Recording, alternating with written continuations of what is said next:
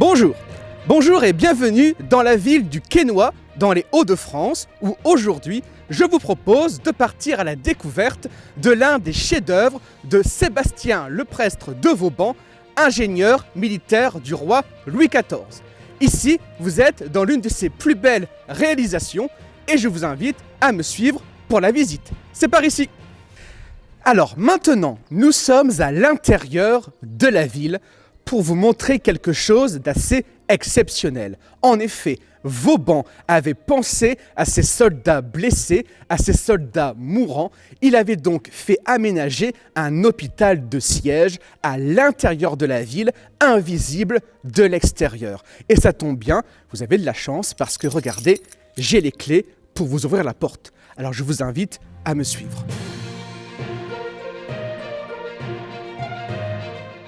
Imaginez, alors que la ville est bombardée de l'extérieur, ici, à l'abri, dans cet hôpital de siège, les soldats blessés ou mourants pouvaient être accueillis sur des lits et être soignés. Regardez un peu comme cet espace est grand. Maintenant, je vais vous montrer comment les soldats pouvaient monter sur le parapet au-dessus de nous afin d'observer l'ennemi qui arrivait vers le Quesnoy. Ils empruntaient pour cela un petit escalier très discret qui s'appelle le pas de souris. Je vais le monter devant vous. C'est ici.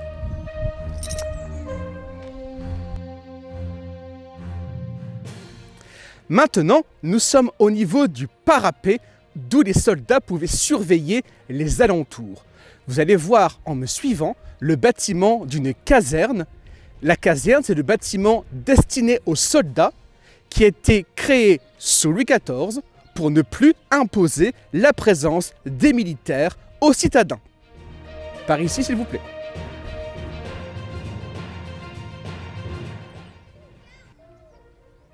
Nous voici maintenant devant un bastion, l'un des éléments importants de la fortification du Quesnoy.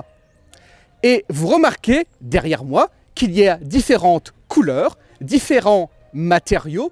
Nous allons nous approcher afin de mieux comprendre de quoi il s'agit.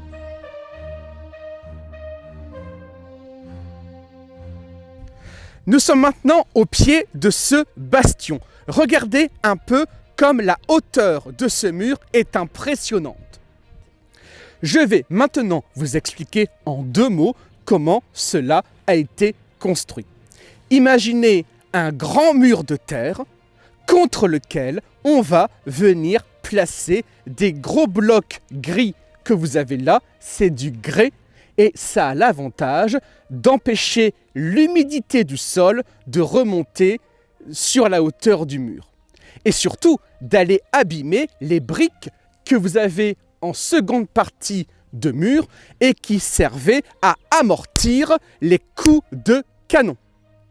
Maintenant, sur ce mur de briques, vous remarquerez des carrés de pierres grises. Ce ne sont pas des pierres indépendantes, il s'agit de véritables poutres de pierre qui sont enfoncées dans l'épaisseur de la terre pour aider l'ensemble à mieux tenir. Je vous emmène ici dans le fossé, c'est-à-dire que vous êtes dans l'espace au pied des fortifications. Et derrière moi, vous pouvez apercevoir un petit cours d'eau qui fait comme un dessin de lacet. Ce sont les cunettes, ce sont des cours d'eau douce réalisés exprès pour les soldats de manière à pouvoir pêcher le poisson et se nourrir. J'aimerais maintenant vous parler de la courtine. Il s'agit de ce grand mur droit que vous observez derrière moi. La courtine fait le lien entre chacun des bastions, les bastions qui sont comme des losanges d'architecture en avancée sur l'extérieur de la ville. Et chacun des bastions se répondait l'un à l'autre et permettait des tirs croisés de canon pour repousser l'ennemi qui venait de l'extérieur. C'est pour ça qu'ils ont des formes très pointues, comme vous pouvez le remarquer derrière moi.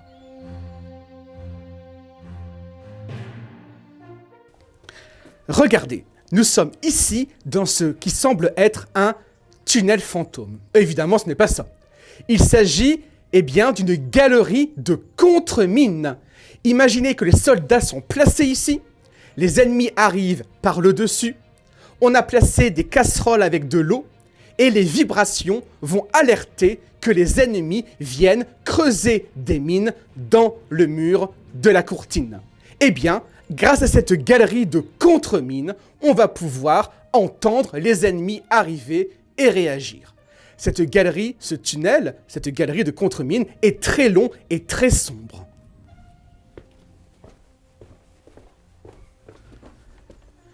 Et me voilà sorti. Je vous invite à me suivre pour la prochaine étape.